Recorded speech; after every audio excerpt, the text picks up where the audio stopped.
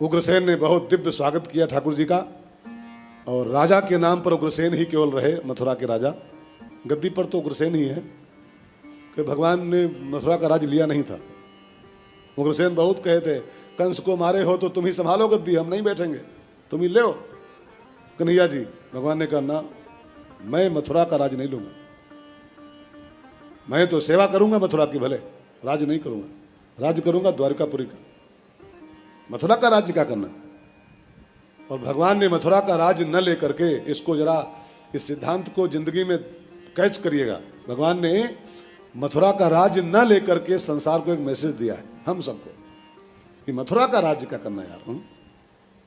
मथुरा माने क्या होता है? मथुरा मीन्स मैंने बताया था कल परसों में कई बार, कोई बताएगा बहन भाई? दे, वाह बहन, जियो जियो, दे। मथुरा माने, वाह माता जी, नोट का माला हमको मिला है, वाह, नोटों का माला।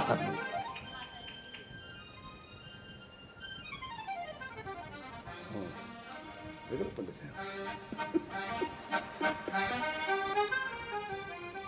यह है राम राम करने का फल है। तो मैं कहा था भैया, ये नोट ऐसी चीज है कि मिल जाए तो कहां कथा याद रहेगी, और फिर नोटों की माला मिल जाए तो कथा तो गई।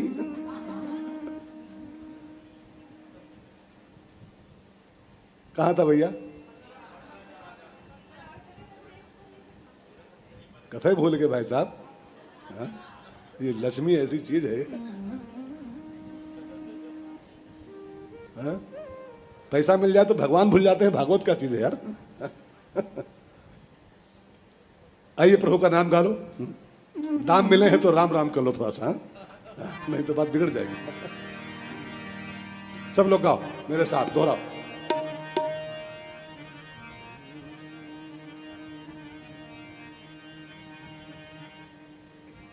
गोपाल मुरलिया वाले,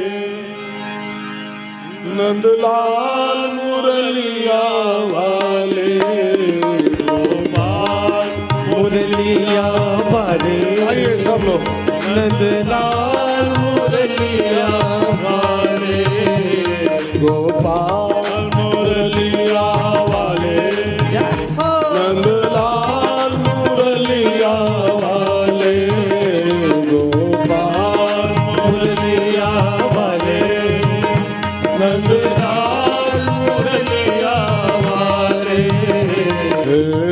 राधा जीवन नीलमणि गोपाल मुरलिया वाले, राधा जीवन नीलमणि गोपाल मुरलिया वाले, राधा जीवन नीलमणि गोपाल मुरलिया वाले, गोपाल मुरलिया वाले, नंदलाल मुरलिया वाले, गोपाल मुरलिया वाले, नंदलाल मुरलिया वाले,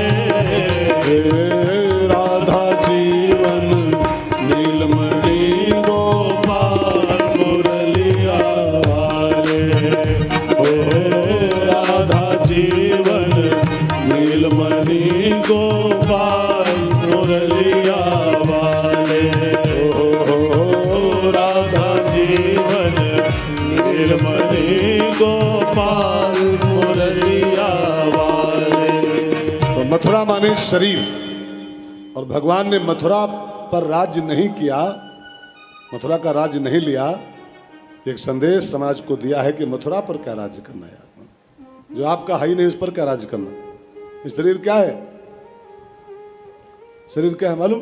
मैंने आपसे एक दिन कहा था परसों नरसों में, बेटा बहू की अमानत। बेटा क्या है? बेटा मीन्स बहू की अमानत, बेटी माने दामाद की अमानत, और शरीर माने मौत की अमानत। ये आपका नहीं है जी, मौत की अमानत है आपके पास, खाली गिरवी रखा हुआ है बस, वो जिस दिन चाहेगी छुड़ा लेगी इसको आपसे। तो जो आपका है ही नहीं, उस पर क्या राज करना। जो आज नहीं तो कल खाली करना है, वो आएगा कालेवन और इसको खाली करना पड़ेगा। जो चीज आपकी है नहीं, जो आप अभी आजे खाली कल ले जाए, कोई लिखा पढ़ी नहीं किसी के पास है, एफिडेविट है किसी के पास कि 90 साल हम मरेंगे।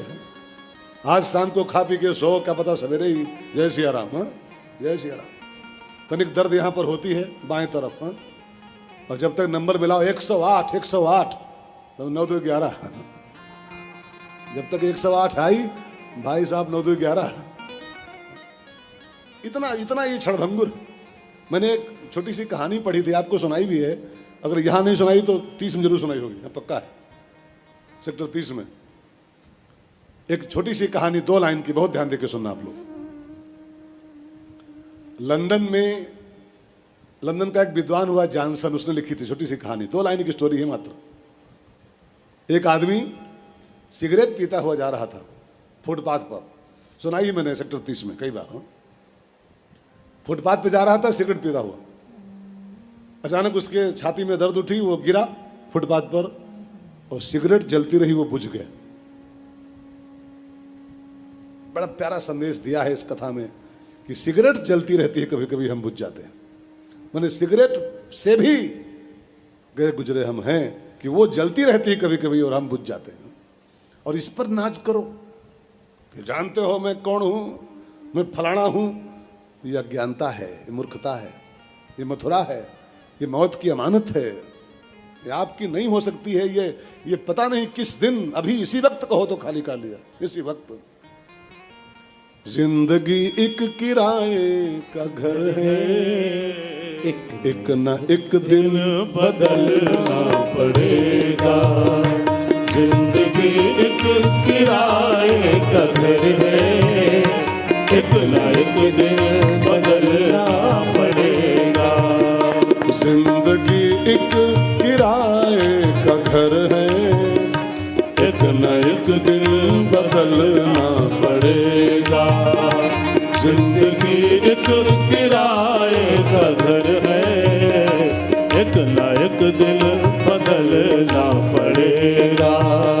मौत जब तुमको आवाज देगी, मौत जब तुमको आवाज देगी, घर से बाहर निकलना पड़ेगा।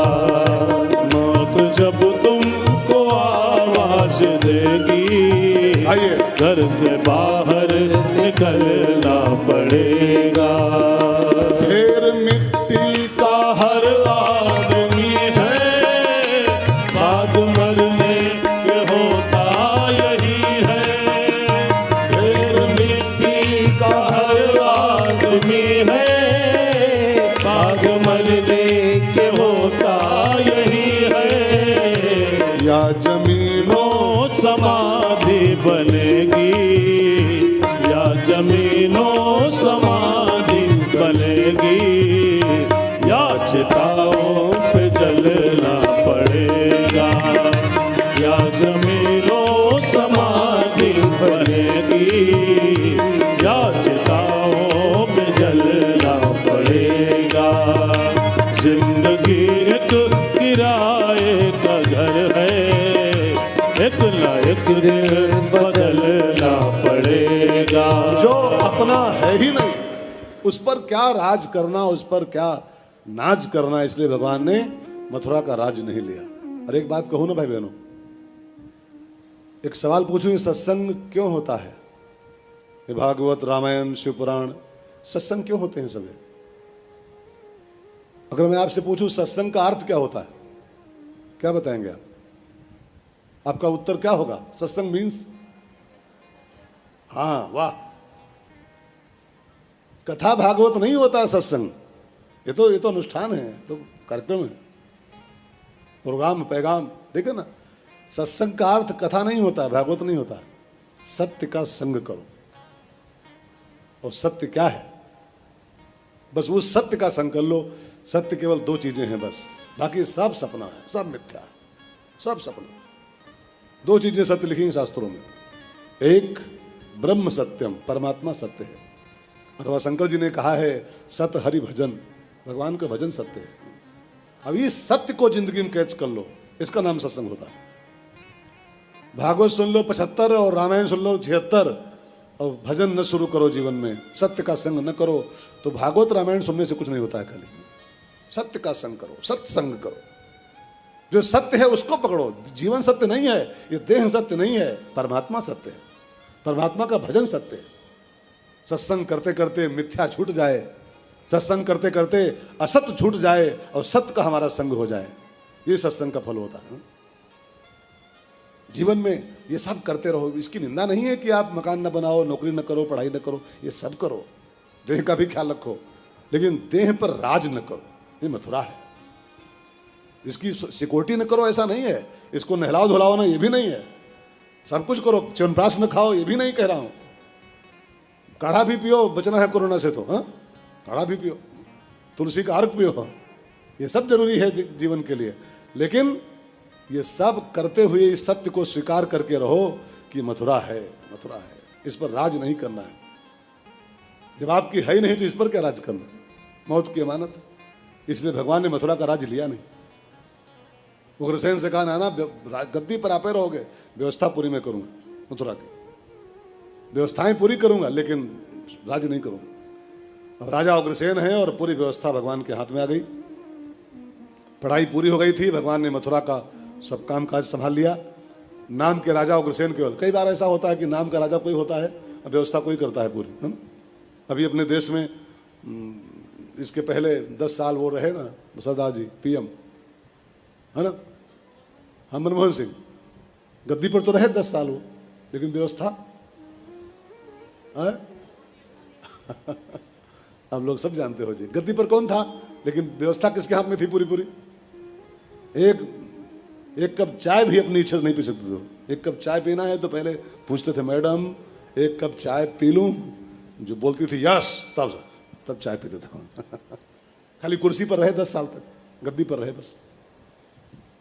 ऐसे ही कुर्सी पर उग्रसेन है, केवल नाम मात्र को राजा हैं, बाकी मथुरा का पूरा कार्यभार भगवान के हाथ में आ गया। जो गोकुल के राजा थे वो गोकुल के ग्वाले थे, अब मथुरा के अधिपति हो गए। अधिपति माने पूरे सरबराहकार हो गए, मालिक हो गए।